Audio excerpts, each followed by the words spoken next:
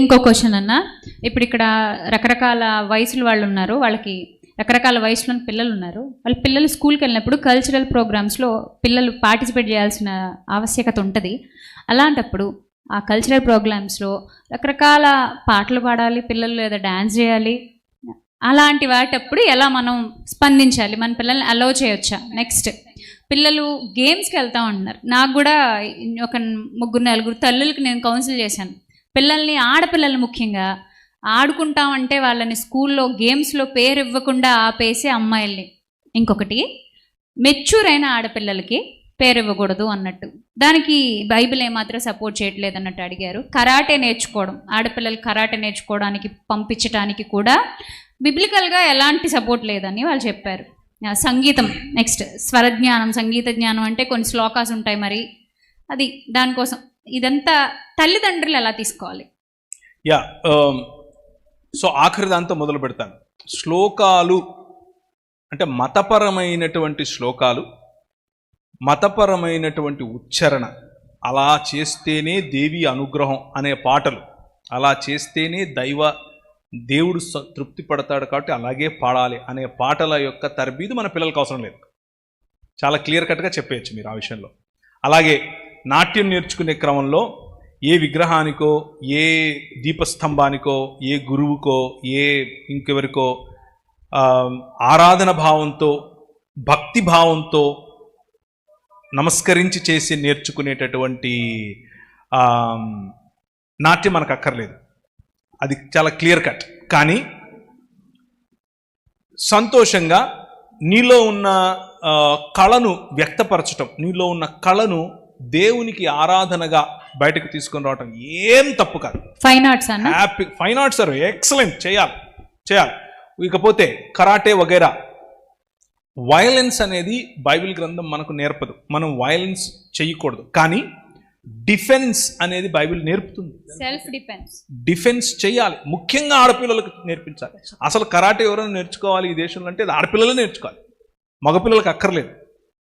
ఎందుకు? వాళ్ళు ఎలాగో చేతులు గాల్లో వేలో ఊసేస్తారు. కానీ వాళ్ళను అడ్డుకునే శక్తి, మిమ్మల్ని మీరు కాపాడుకునే శక్తి మీకు రావాలి. మీకు ఆ టెక్నిక్స్ రావడం తప్పేమి కాదు, నేర్చుకోండి. ఇది నా అభిప్రాయం. ఎందుకు అనంటే మీలో నుంచి ఒక ఎస్తేర్ రావాలి, ఒక దెబోరా రావాలి. తప్పేంటి అందులో? అబ్సల్యూట్లీ బైబిల్ గ్రంథం దాన్ని ఏమాత్రం నిషేధించదు. లలిత కళలు, లలిత కళల్లో మన పిల్లలు ఉండాలి, స్పోర్ట్స్లో మన పిల్లలు ఉండాలి, సంగీతంలో మన పిల్లలు ఉండాలి, చెస్ కాంపిటీషన్లో మన పిల్లలు ఉండాలి, స్విమ్మింగ్లో మన పిల్లలు ఉండాలి, ఆర్చరీలో మన పిల్లలు ఉండాలి. ప్రతి రంగంలోనూ మీ పిల్లలు ఒక మిషనరీగా వెళ్ళాలి. నాకు ఇదొద్దు, నాకు అదొద్దు, నాకు ఇదొద్దు, నాకు ఇదొద్దు, నాకు అదొద్దు అంటే మతంలో ఉంటారు, బౌండరీస్ పెట్టుకుంటారు. మతంలో బతుకుతే ఏమీ రాదు. యేసు ప్రభువుని చంపింది మతమే, మిమ్మల్ని కూడా అదే చంపుతుంది. మళ్ళీ చెప్పనా? మీతో అందరూ ఏకీవిస్తామన్నా. చాలా యేసు ప్రభువుని చంపింది మతమే, మిమ్మల్ని కూడా అదే చంపుతుంది. ఆ మూసలో పెట్టి ఏం చేయకుండా చంపుతుంది మిమ్మల్ని. మీరు మగ్గి చచ్చిపోతారు. ఏమనుకుంటారు తెలుసా? నేను దేవుని కోసం బతుకుతున్నాను అన్న భ్రమలో చచ్చిపోతారు. అంతకంటే దరిద్రమైన బతుకు ఇంకోటి వద్దు. Live a free life. స్వతంత్రంతో బ్రతకండి. ఏంటా స్వాతంత్రం? ప్రభు అయిన యేసు క్రీస్తును అనుసరించాలి. ఆ అనుసరణ క్రమంలో ఆయన మాత్రమే రాజు. నాట్యము అనే రంగాన్ని నేను ఆయన కోసం పట్టుకుంటాను, వెళ్ళండి నాట్యంలో. సంగీతం అనే రంగాన్ని ఆయన కోసం ప్రభావితం చేస్తాను, వెళ్ళండి సంగీత రంగంలోకి. రాజకీయం ప్రభావితం చేస్తాను, విద్య ప్రభావితం చేస్తాను, వైద్యం ప్రభావితం చేస్తాను. ప్రతి రంగంలోనూ మీ పిల్లలను మిషనరీస్గా తయారు చేయండి. అంతేగాని అదొద్దు, ఇదొద్దు, వాణి ముట్టుకోద్దు, ఇది చేయొద్దు, అది చేయొద్దు అని ఇంట్లో కూర్చోపెడితే లాస్ట్కు మీకు మిగిలేది మతం ఒక్కటే. ఇంకో చిన్న, ఇది చాలాసార్లు చెప్తూ ఉంటాను, ఒక ఉల్లిపాయ చేతిలోకి తీసుకోండి, ఇది పొర, ఇది బాగలేదు, ఇది పొర, ఇది బాగలేదు, ఇది పొర అంటే లాస్ట్కి ఏమి ఉండదు, అరిచి ఉంటుంది ఇలా చూసుకోవటానికి. మన పిల్లలు అలా ఉండకూడదు, అన్ని రంగాల్లో ఉండాలి, తలలుగా ఉండాలి. ప్రభు అన్నాడు, నేను నిన్ను తలగా చేస్తాను, తోకగా చేయను. నువ్వు ఇచ్చువాడుగా ఉంటావు, అడుక్కు తినేవాడుగా ఉండవు. మతంలో ఉంటే అడుక్కు తింటావు. రాజ్యం, దేవుని రాజ్యం ఆలోచించండి. దేవుని రాజ్యం ఆలోచిస్తే అన్ని రంగాల్లో చేపెడతారు.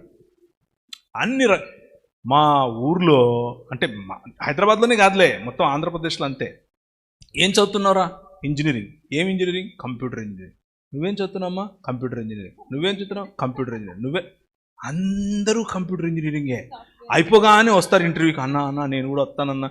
దానా ఇంటర్వ్యూ కూర్చోబెట్టి 2 ముక్కలు ఇంగ్లీష్లో మాట్లాడతానికి చెమట వచ్చేస్తుంది.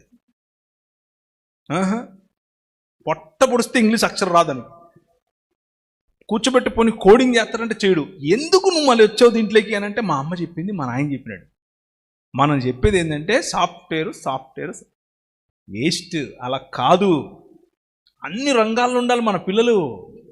అన్ని కళలు, అన్ని రంగాలు, అన్ని వృత్తులు, అన్ని ప్రతి చోటు ఉండాలి.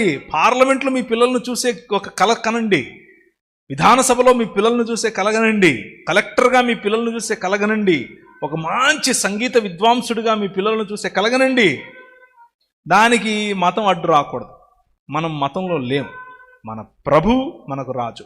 ఆయనకు వ్యతిరేకంగా చేయించే పాటలు, ఆయనకు వ్యతిరేకంగా చేయించే నాట్యాలు, ఆయన వద్దన్నది చేయించే మనకు చాలా సింపుల్ అర్థం చేసుకోవటానికి. ఇది ఎంత కాంప్లికేటెడ్ ఏం కాదు. రైట్ అన్న.